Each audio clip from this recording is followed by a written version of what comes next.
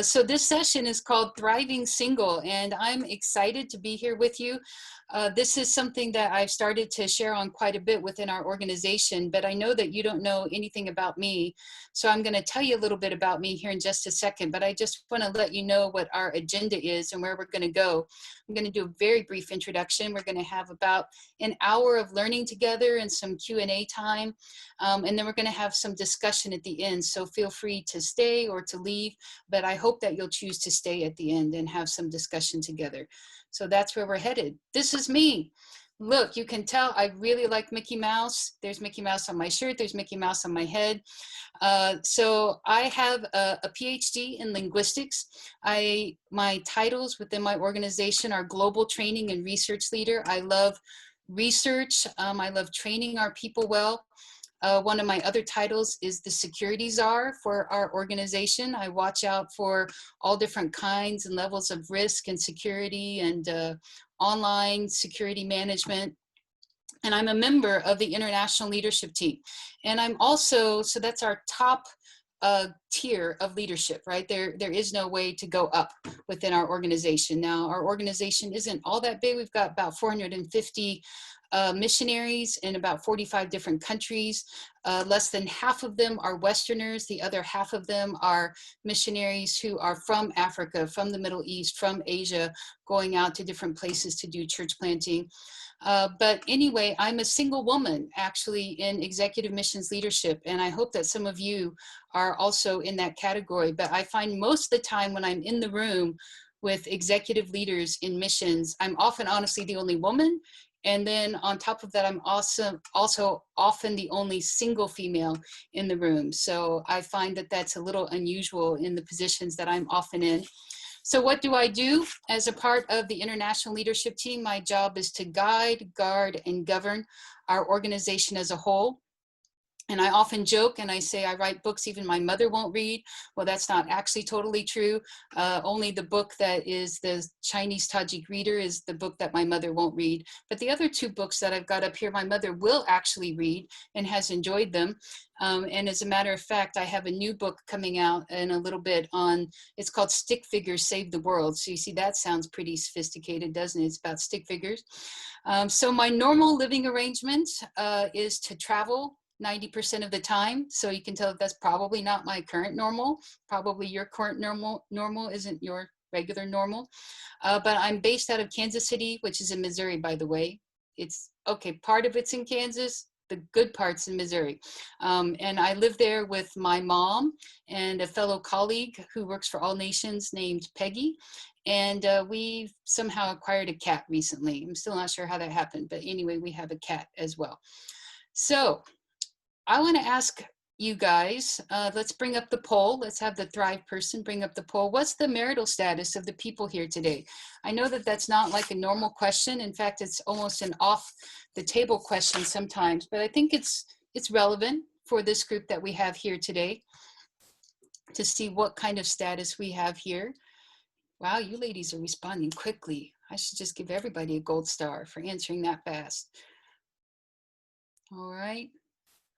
All right, so almost all of us so far that have voted are, so let me just give a couple more seconds. 90% voted. That's pretty good. So let's have the Thrive person bring up the results of the poll so that other people can see it. So 89% of us here are single, never married. That is my category as well. I'm single and I've never been married. It's actually not that I haven't been proposed to, but I have chosen to not be married.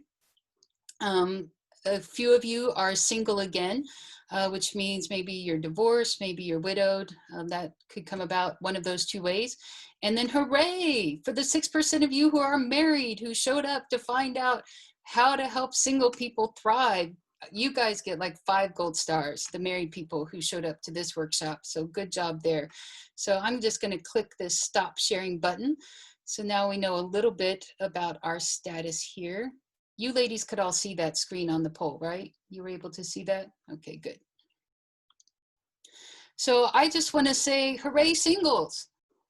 if the statistics are right, and sometimes I think that they are, might be a little bit exaggerated, but if our numbers are right, 1/3 of missionaries are single women. That is amazing. That means that there are some single women out there doing some amazing things, like thriving in really difficult situations, going to places where their fellow colleagues wouldn't even dare to go. Uh, loving people day in and day out, and day in and day out, and working to help the needy, the least, the last, and the lost. So hooray for single women. I think we should just actually celebrate for just a minute and recognize what a great thing that the Lord has done through us collectively. And actually, one of the things that I love about being a single woman is that I'm actually in a, a status of society that is vulnerable. And when I'm in a vulnerable status of society, that means I have to rely on the Lord in a special way. And so I think one of the great things about being vulnerable is you don't just feel, sad for yourself. You think, I have a protector. I have an amazing father. I have actually an amazing husband, as Song of Solomon portrays him, and he will take care of me, and he will protect me and make me thrive. And so I actually love that aspect of being single. Now, I do think it's important that we take a look for just a minute about what Paul has to say about single people. Okay, firstly, Jesus was single, right? Like there are whole documentaries, and there is even one non-canonical book that seems to say that Jesus was married. I think that that wasn't true. And I don't want to spend a lot of time building theology today, okay? But I do think we have to touch on this just a little bit. So just to remember that Paul was single. And he basically said things like, follow me as I follow Christ. And because he said things like, follow me as I follow Christ, people began to get the idea, oh my gosh, if I'm going to follow Christ, I have to be single too. And so Paul said, no, that's not what I meant. Let me try to explain what I meant. So let me give the summary of what Paul said. Paul wishes all people were single and counsels widows to remain single if possible. Singleness is preferred because of what he calls, quote, this present distress, whatever that means exactly, we don't know. And those who aren't married are advised to not to, quote, seek a wife. Married people are concerned about the things of the world, but unmarried are concerned about the things of the Lord. And thus the single person can concentrate on pleasing the Lord. Paul thinks the one who doesn't marry his fiancée does better than the one who gets married. Those who don't get remarried are happier, according to Paul in 1 Corinthians. And this is actually a passage of scripture that I almost never hear preached on in a church. I almost never hear people brave enough to stand up and tackle this passage. And I'm just going to say, I think the vast majority of people on planet Earth will be married.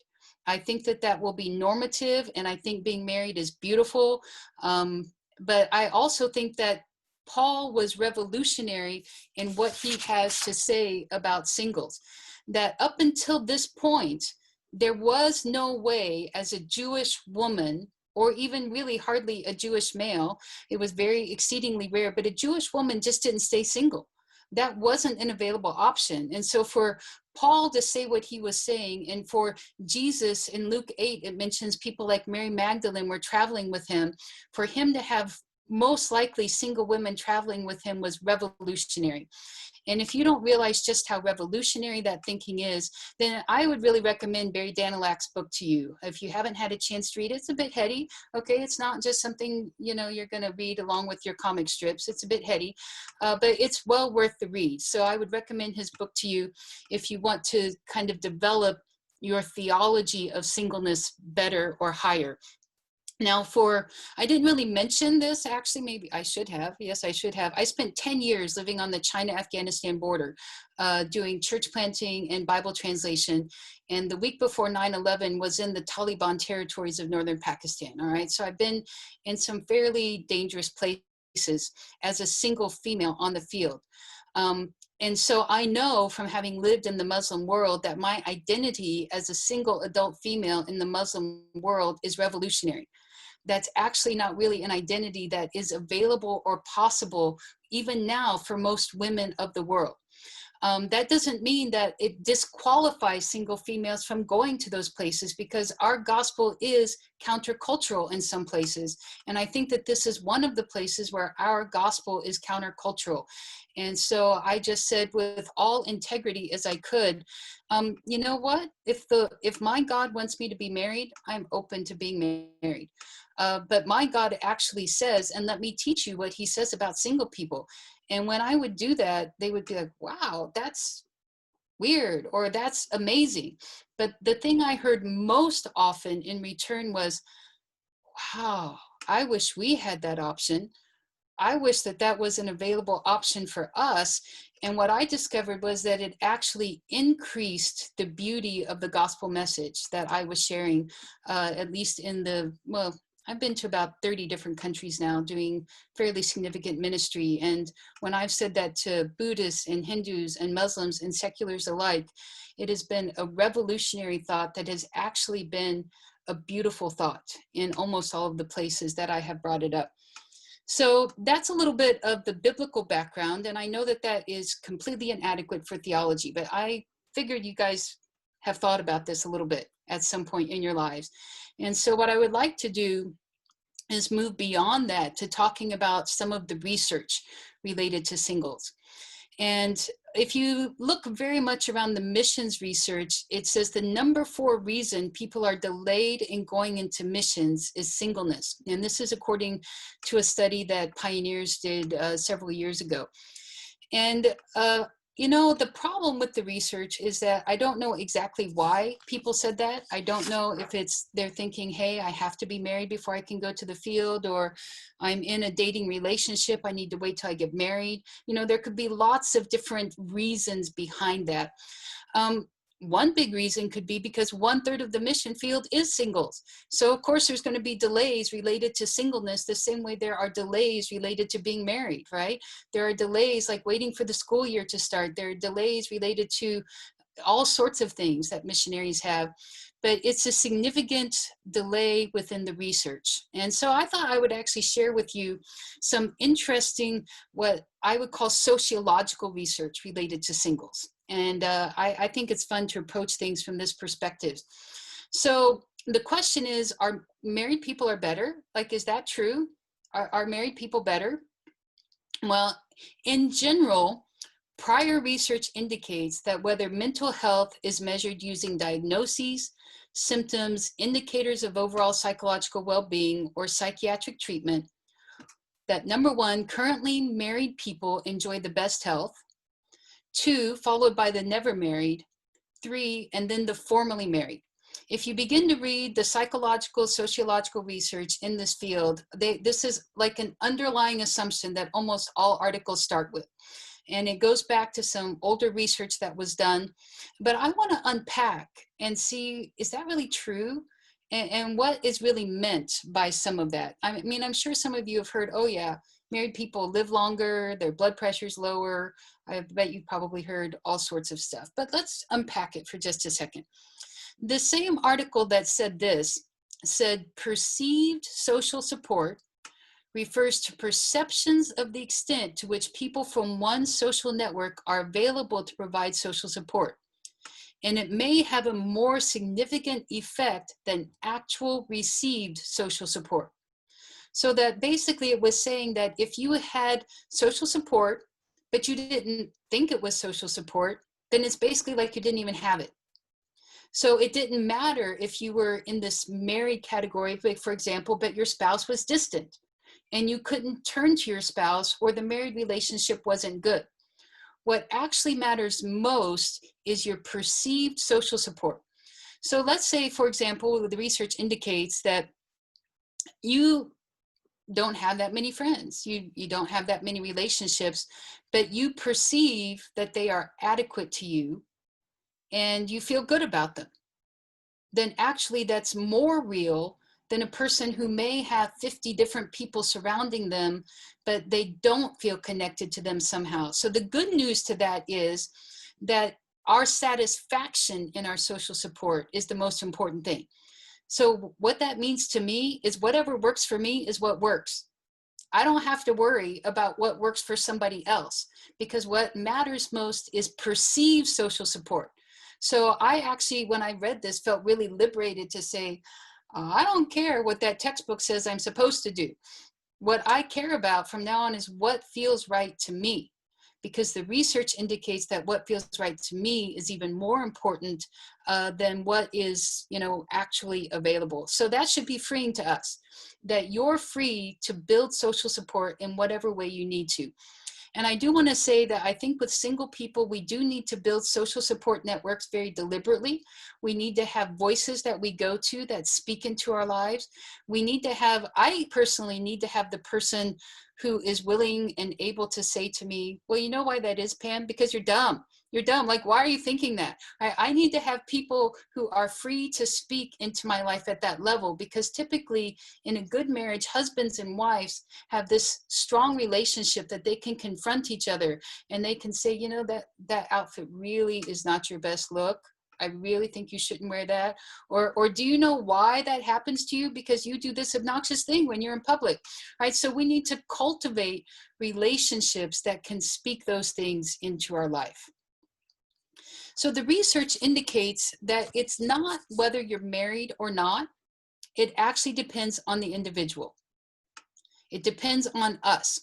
Despite the assumption that marriage enhances psychological well-being, little evidence exists that the social role of marriage, rather than the characteristics of the individuals who get married, accounts for the benefits of marriage. So what this basically says, and I think we know this to be true anecdotally, that if you as an individual human being are not ready for marriage, you're going to end up in a bad marriage, and it's not going to be a mutual benefit to each person.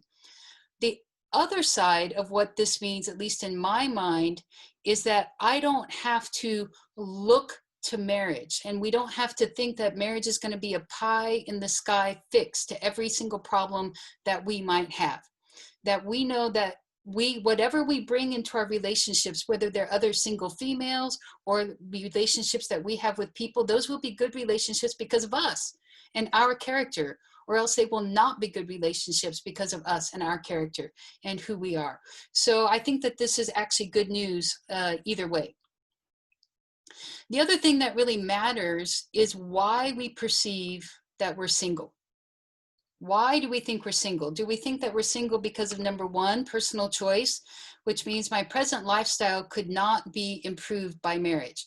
This has been my case. I mentioned I'm not married, but I have actually had at least one marriage proposal. And honestly, when I imagined my future with him, it wasn't better than the future I imagined without him. And so for me, I am single by choice. But we don't all feel that way all the time, and I get that.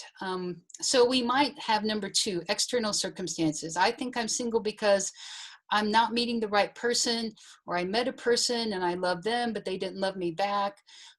So that could be something that happens too. Number three is that we feel like we have a personal deficit of some kind. I'm not married because I'm too shy, or I'm not married because I'm not attractive, I'm ugly, no man would want me. I mean, this is real stuff. I mean, real human beings say this sort of stuff and have this sort of inward talk, right? And so what really matters a lot, according to the data, is which of these three categories we fall into within our inward mental self-talk. If we fall into categories 2 or 3, we probably won't be happy, honestly. We won't be happy because we'll feel trapped. We'll feel like we're bad. There's something wrong with us. We're not good enough. We're unlovable.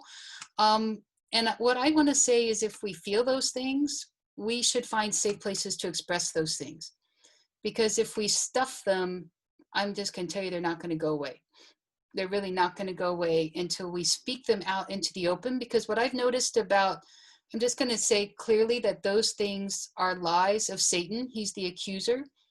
But when those lies are hidden inside our brains in darkness, they hide in darkness.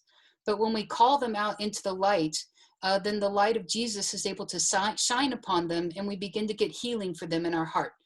And so as we get healing in our heart, it's because the light of Jesus shines on it through his own light, and also through the light of fellow believers who come alongside us and begin to speak truth to help us to combat those lies of the enemy in our life. So basically, in my mind, this research says Paul was right. Well, that's always good when scientific research thinks that the Bible is right. Okay, by the way, just I'm a scientific researcher. The underlying assumption is always that the Bible is right. If my research contradicts it, then my research is messed up. All right, that's how I approach research. The Bible is true. But it's nice when it actually confirms it. So Adamczyk here says, thus, in light of the obtained results, remaining single if an individual's choice seems to be related to lower psychological distress. So you notice in Paul and what he was talking about, he was talking a lot about you have a choice. You can get married and that's not sin. There's nothing wrong with being married. But you may make this other choice of being single, and Paul actually thought it was a better choice, but it has to be a choice. There has to be a psychological choice involved to be able to get the benefits out of it. And so basically, these other two, agreeing with Jesus can solve these. When we agree with Jesus about what he sees about us, who he calls us to be, who he created us to be, we know that Jesus can help us to meet the right person at the right time. He can make that happen. If we think that we're too something to not get married, then the Lord can fix those things, or he can actually just speak and say, you know what, you're pretty beautiful.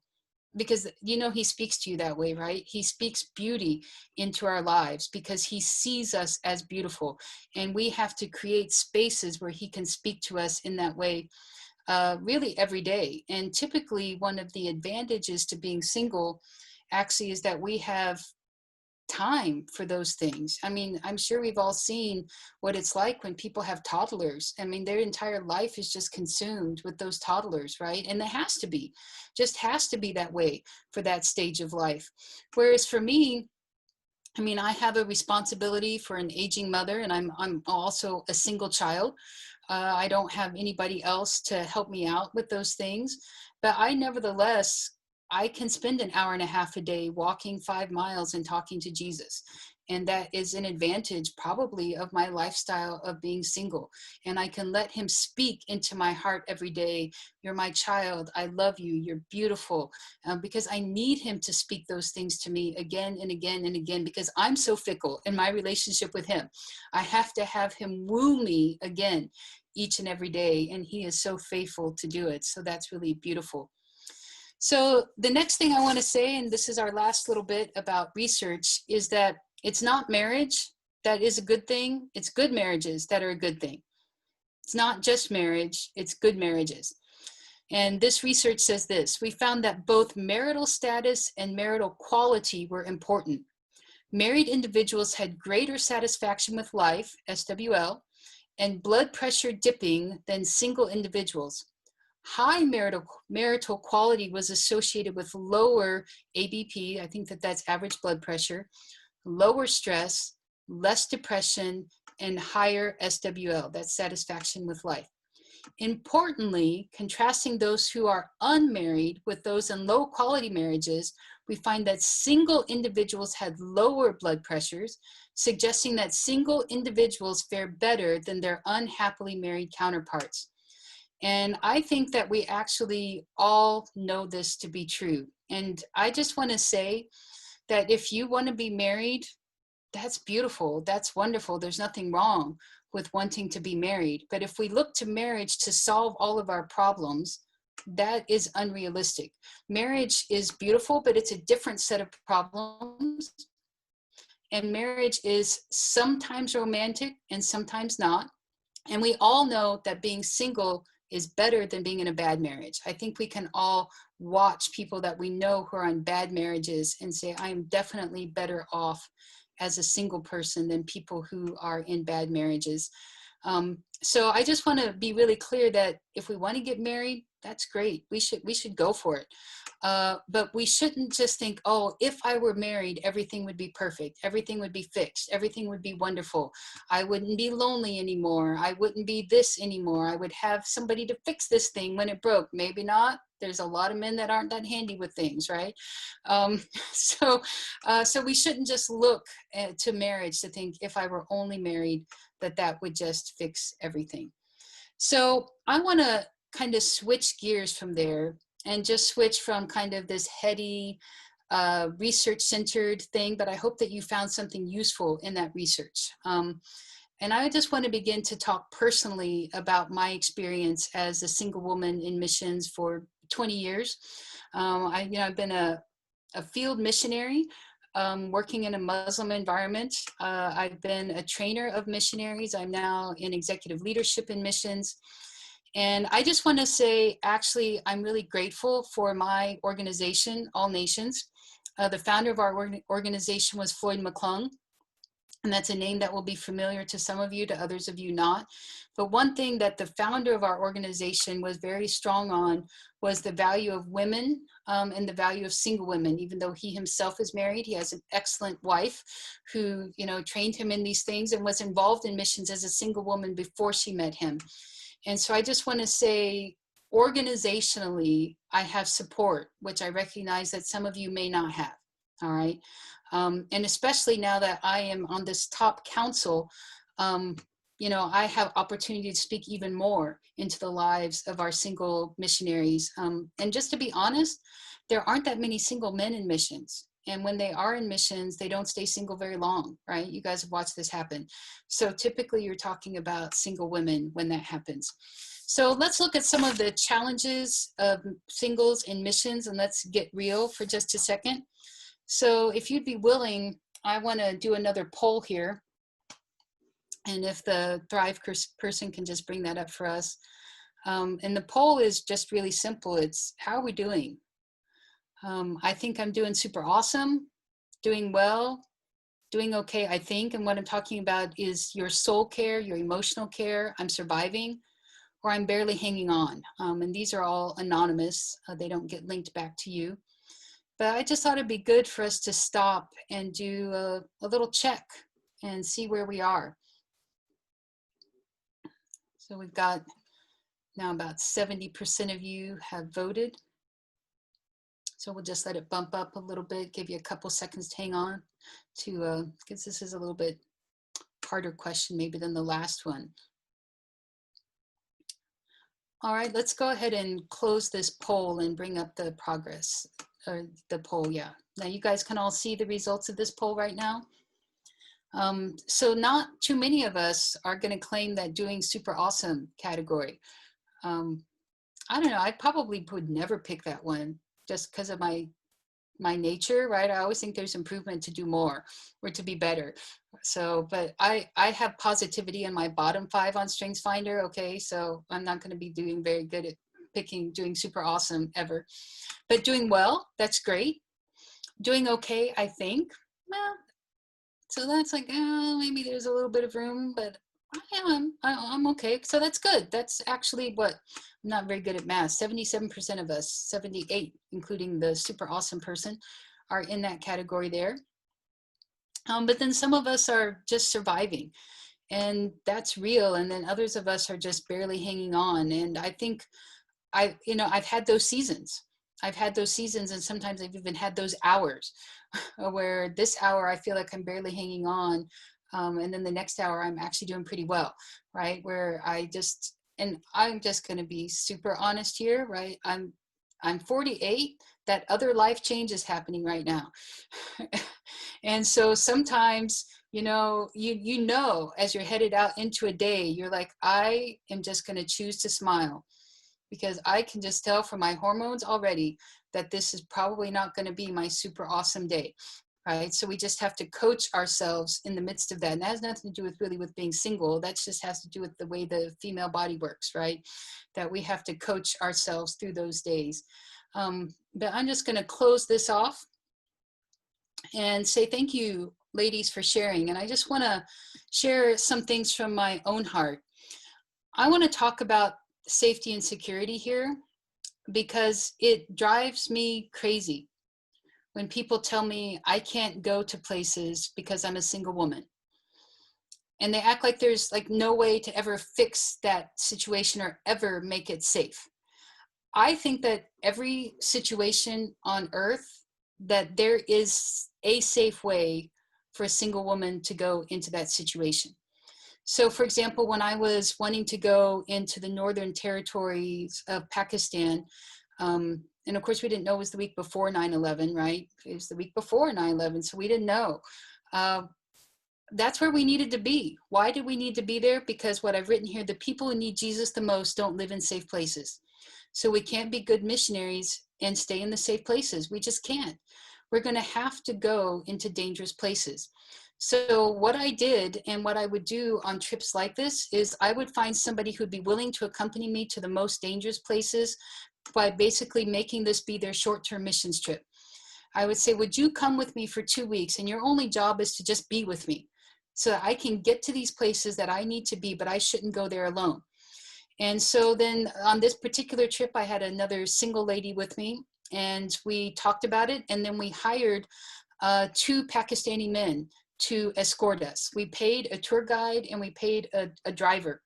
So that, and they actually saw us praying. They realized by the way we dressed that we were modest women. They watched us at all times. So they knew that we weren't, lewd women in any way. And so what happened is they ended up becoming our advocates for us. And they even were like, sure, we can go there. All we have to do is pay the tribal tax. And then we can go talk to any guy you want to talk to because I'll come with you. And so they weren't believers. But they were just Pakistani men that we showed them that, we were trustworthy women. And then they became advocates on our behalf. And so I think that there are ways that we can be in places that are difficult to be. And one of the things that has convinced me of this actually is something that happened in the life of Hudson Taylor. I don't know if you know, but when Hudson Taylor was starting the China Inland Mission, he was distressed and he walked along the beach in Brighton, England, and he was saying to the Lord, he said, Lord, I can't send missionaries to China because if I do, they're going to die. And he knew that some of them would die. He knew it was so dangerous. And the Lord said this to him. All at once came the thought, if you are simply obeying the Lord, all the responsibility will rest on him, not on you. What a relief. Well, I cried to God, you shall be responsible for them and for me too. And when Hudson Taylor heard these words from the Lord, it freed him. And for those of you who know missions history, you'll know that Hudson Taylor began to mobilize women and single women into missions in a way that had never been done before. And the reason he did that was because of this moment where the Lord spoke to him. And the Lord said, Hudson, you're not their protector. I, the Lord, am their protector. Now, don't hear me wrong. Hudson Taylor wasn't ridiculous. Like, he didn't just send single women alone to walk across the Gobi Desert. He sent 3 single women together to walk across the Gobi Desert, right? Cable, French, and French, who 3 single women who walked across the Gobi Desert 3 times. So they didn't do it alone, but he still released them to mitigate risk, but he sent them into risky situations because he knew it wasn't him sending the women there, it was the Lord sending the women there. And so at least within our organization, All Nations, we have decided that when single women want to go to difficult places, we will mitigate risk, we will be responsible, but we will figure out because we feel that the Lord has called them to those places. And we do know that, actually one of our missionaries very famously died just a couple of years ago, going to a very dangerous place.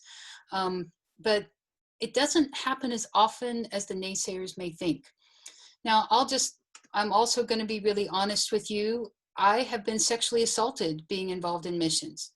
I was sexually assaulted at another missions agency's headquarters by a national Bible translator. And I wasn't on my guard because I thought I was safe at mission headquarters. All right, so we do need to mitigate risk. The other time that the guy tried to sexually assault me, he didn't get away with it. Why? Because I had put certain things in place and I was always closer to the door than he was, and the door was always open. And so when that moment began to happen, because his wife had just walked out of the room, right? You guys know how this happens. You go to visit the wife, and the next thing you know, she's gone and you're there with him, right? But so when that would happen with me, I would always move closer to the door, and I had those things in place. So when he tried to be up to no good, I just walked out. And then I actually never visited that family again. And so don't hear me wrong. I do think that we should be careful. I do think that we should be wise, but at least for me, I trust the Lord. Even if he takes my life, I trust him to go into dangerous situations. The next thing I want to talk a little bit about is companionship. We should take time for and cultivate relationships, and we should make allowances for confidentiality. I mentioned that I serve on our international leadership team, and it means that I'm usually involved in anything that's gone dramatically wrong in our organization, right? Anything that's gone dramatically wrong and needs a high level of confidentiality, I'm involved in. But the other people involved in those situations are almost always couples. And so when the meetings were over, they would go back to their rooms and they would debrief with each other. And so I brought this to their attention, and I said, I need somebody to talk to about this. Could we please do some of this debriefing as a group rather than you just going back to your room? So that I could be included in that. Or could there be a designated person that I would be allowed to talk to about these things? So we need to have a place where we can talk about those things, but not violate confidentiality. I think we need to find safe places for physical touch. I'm honestly not very touchy, okay? But I'm pretty crazy actually about animals. So I think that I actually get a lot of my physical touch out with dogs, cats, sometimes donkeys or goats or whatever happens to be available. And when I lived in Western China, I got a dog. I prayed about it quite a bit, and it wasn't culturally normal even to get a dog. And I felt that the Lord said, yes, I could have a dog. And that was really good for me. And I even had certain people who challenged me when I flew that dog back to the United States at the end of my time. They're like, did your supporters pay to fly that dog back to America? And I'm going to just, say, I said blankety blank, blank, blank, yes. Okay, I was mad. I was like, yes, my supporters paid to fly that dog back to America. Do you realize that you've been paying for that guy's 5 children to fly back and forth to America every time? Is that bad that you paid for his 5 children? You paid for my dog once. Yes, my supporters are going to pay for this dog, and I am not going to apologize for it. And actually, the people who were actually my supporters didn't care. They were happy that I had a dog, right? So I actually think that we could have pets, and I think that that's a good option. But I've also been in groups of women on the field that I felt, and I spoke to them about it, that they began to cross a line with their physical touch with each other. I'm just going to be really frank with you. Firstly, I think that not being married in the kingdom of God means that you're also celibate. Okay, you're not having sex. I think that's part of the deal in the kingdom of God. But missionaries are also vulnerable, of course, to sexual temptation. And part of that sexual temptation can even be homosexual sexual temptation. And so I think we even need to be careful with some of our female touch that we have. Among the Muslims that I worked with, homosexuality was rampant. I don't know if you guys realize how actually widespread homosexuality is in the Muslim world, but I started begin to hook into some of our hearts. And I felt like basically Satan was reaching out to try to make us trip up in this area. And so I just spoke to the ladies and I said, look, I think it's okay for us to touch each other, but let's have some frank conversation about this to make sure that we protect each other and don't cross a line. And so some examples, I think it's good to actually take people's kids or be with them at the park and to play with their kids. To me, that's really healthy. I know some single people, they're like, don't presume upon me to babysit your kids while you go out on a date. Okay, you shouldn't be presumed upon in that way. But I actually want to be with people's kids sometimes. And I want to go to the park, and I'll go with the mom and the kids and play together. That's really healthy for me to swing with the kids. And you know how kids are. They just come up and grab your leg and give you a great big hug and give you a kiss. And so I think that that's good. So that could be an option for some of you as well. But once again, take the time and take the money to cultivate companionship and relationship that is healthy. And so that may mean actually more plane tickets out of your area or more train tickets to go visit a colleague. and spend the weekend with those people. And that should be a part of your budget. And I just want to be really honest here and say single missionaries are the cheapest missionaries on the field. That people get the biggest bang for their literal buck out of a single missionary. All right. You're only paying for one airplane ticket. Typically, our housing is cheaper. Most of our needs are cheaper because it's just one of us. So it's okay to build money into your budget to go visit somebody for the weekend to have the companionship that you need. There should be no guilt associated with that, all right? The next one is marriage. Put it in its place. Pursue it if you want it, but don't expect it to solve all problems. I honestly tell people, if you want to get married, let's go sign up for eHarmony if that's what you want to do. That's fine. That's great. We have several really beautiful marriages in all nations that were started on eHarmony. And so if people want to pursue it, I think that you should. You shouldn't feel guilty about it. But once again, just don't expect marriage to solve everything. You're probably going to need to come up with some good replies for your marital status in the countries that you live in, because there pretty much aren't single women typically in most of the countries where we are missionaries. So you're going to need to work on responses that make sense to you and make sense to the local culture. I actually said what worked for me was teaching why being single was beautiful in my worldview. Just teaching what Paul had to say about singleness worked for me, but that may not work for you. You're going to have to come up with some good replies. And of course, I got multiple marriage proposals from different moms trying to hook up their kids on the field. And so, local women who are like, hey, you want to marry my son? So you'll need to come up with answers for that as well. And so my typical answer was, my parents live far away and I would need to get their permission for that. And they've actually really asked me to please not marry somebody that they couldn't communicate with. And I think you can see that that's reasonable. And your son doesn't speak any English and my parents don't speak your language. So I just don't think it's going to work out. And usually they go, oh, okay. And they would leave it be. That was usually good enough for them. And accept that people who are happily married just want to bless you, right? I have so many happily married people who are like, can I pray for you to get married? And I'm like, I'm actually pretty happy being single, but sure. And I know that they want to pray for me because they have this thing that to them is beautiful and has been a blessing and they want to bless me. And so I can just with graciousness say, sure, you can just bless me to be blessed in this area. That's great. So we're just going to have to be gracious with some of those folks. How to relate to married people. Well, take time to define the relationship.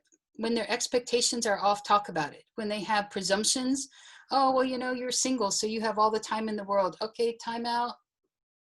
I'm single. That means I do all of the shopping. I do all of the banking. I do all of the fixing.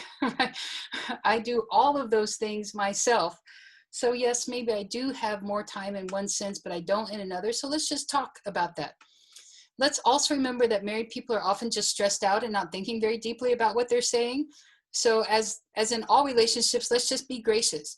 When people say things that are slightly ridiculous or off, let's just have prepared our heart to say, oh, well, let's just be calm and talk about that rather than me just flying off the handle about that, right? So a lot of times people just haven't thought very deeply about it. And I want to say with relationships with married people, take pizza to their house, especially if they have a lot of kids, but be an adult and offer reciprocal hospitality. Part of being an adult is that you're not always just going to their house and eating their food. If you're going to their house because their kids can play and it's easier for them, then that's beautiful and that's wonderful. But what I do is I say, let me pick up something and bring it, or let me cook something and bring it to your house so that we can have this conversation and your kids can be comfortable at the same time. One of the issues that I had where I was living was that I was unclean, right? I'm the foreigner, they're Muslim, so I'm unclean. They can't eat my food, for example. So I hired a lady who would come in and cook meals for me so that they would know that the food was clean, that it was, halal. And also then she could be with me in my apartment and be a little bit like a chaperone when I would invite families over, and she could help me out. And it was a blessing to her because she needed the money. And so it was a reciprocal blessing for us, for me to be able to offer hospitality to people in my home in a way that would make sense to them. And she actually was really good, right? Because she's older than me and a beautiful lady. By the way, she eventually became a believer. But she felt free to, thump me on the head and say, hey, dummy, that's not how you show people that they're welcome in your home. I'm like, oh, okay, thanks, right? So she basically became a cultural broker and somebody who could train me as well. And I just remember the day that one of my guests led her to the Lord. It was one of the guests that she came over to help me with, and they had become believers as well, and they just sat at my table, and she became a believer. So it becomes really beautiful. So just a couple more words of practical advice as we're getting near the end of our time. I just want to say, for housing, set aside money for repairs and live someplace nice. When I first moved to extreme Western China, single people were basically given really horrible housing. Because we were single people, we didn't rate having good housing. And sometimes people think, for example, let's say you're going to a conference and maybe want to do this, but they sometimes will automatically assume that all single people should house together. And if you don't want to house with other people, then just start raising money for that and insist on it. I remember I was sitting in a meeting one time and we were getting ready to plan a training, and I basically just burst out in the middle of the meeting and I said, who decided that sex was the only reason to want or have privacy? Who decided that only if you have a sexual partner, you're allowed to have privacy or have your own room? I said, that is ridiculous that you're taking single people who didn't choose each other and maybe aren't even compatible, and you're forcing them to live together. I said, single people should have the option to have rooms to themselves if they want rooms to themselves. So just work it in your budget and live someplace nice. The other thing that we have done when we've planned retreats, if we've said single people, if you'd like to save money by rooming with someone else, we try to link people together by whether they're either early to bed or early to rise. So we tell people, if you're early to rise, check this, and we'll put the two early to rise people together. If you're the late to bed, late to rise person, then we'll put you guys together, because that's usually the biggest issue, right? When you're housing with somebody that you don't know, is like you go to bed at 8 o'clock and they want to stay up and party till 1. So we try to work out some compatibility if we're going to stick single people together. Vacations. Invite other people on your vacations and take them. Now, I know sometimes, who am I going to go on vacation with? And this is an issue. But find other people. I actually often took vacations with local people where I lived, and that turned out to be beautiful because we spent a lot of time together and we really built some deep friendships. But make sure that you're having other people to go on vacation with, and don't just blow them off, all right? Friends, have a wide variety of relationships that are fulfilling different roles in your life. And don't be afraid to pay people to listen to you if you need to. Okay, don't be afraid to pay debriefers, to pay counselors, to go to counseling centers, to be able to be heard and to be listened to. Once again, let's just work that into our budget. And let's be honest, married people sometimes need marriage counseling, and that money is legit in their budget. Married people need to be listened to as well. So it's okay to even set it aside to go to some place to be debriefed and to talk to people. I have a couple of ladies within All Nations that I'm on a regular every 2-week rotation with them. We just have it on our calendar. It's a set meeting. And even though I'm, above in the hierarchy, we're very clear that this relationship is a mutual edification relationship. And we just calendar it to make sure that it happens. Otherwise, we get too busy and it falls by the wayside. And we are free to speak into each other's lives. And we come to the table with, hey, I'm thinking about doing this. What do you think? And then we have a very heavy, not heavy, we have a really supportive coaching structure within All Nations. We have people who provide pastoral care and coaching as well. But I don't get a coach because I'm coaching everybody else. So what am I going to do? So what I did is I found an older couple that are in their 80s, and they've never been missionaries, but they're wise in the Lord. And I said, would you coach me? Could I come to you and talk to you about life decisions that I want to make? And they are, I'm going to cry, they are so precious to me now. And they are actually valued because, you know, nobody was tapping them for the wisdom that they have to offer. And to me, they've become like a grandpa and a grandma in the Lord, and they're just wise in the Lord. And how did I get that relationship? I thought I needed it. I prayed about it, said, Jesus, who could I ask? And then I asked them. I just asked them and they said yes. And so what I do with them is things that are happening in my life. I'll often email them or text them just a couple sentences before we meet and say, these are a couple things that I'd like to talk about when we meet. And then they begin to pray about them. And a lot of times when I first get on the phone call with them, they have said, this is what we sense the Lord might be saying. Does this square with what you feel that the Lord is saying? And that's just amazing to have people who would be willing to invest in me at that level. And so we need to develop different friends and have a wide variety of different relationships. You know, I have a good relationship with my mom, and that's good. But my mom is basically like, Pam is always right, and the rest of the world is always wrong. All right. So she's not always the best person to get advice from for that reason. So sometimes we need to go outside of that area. So I finally just want to end on this and say, enjoy it. Enjoy it. Maybe it's a status that you hope to pass through, to be married someday. But I think no matter where we are in our lives right now, that there is something good to be enjoyed because our Jesus is just that good. So there's some free resources for you. You know, you can say yay, but I didn't create any of them myself. I just stole them from other people and put them together on a Google Drive for you. And we'll put this link here in the chat box that you can get to it right away, including this PowerPoint is actually on this drive as well.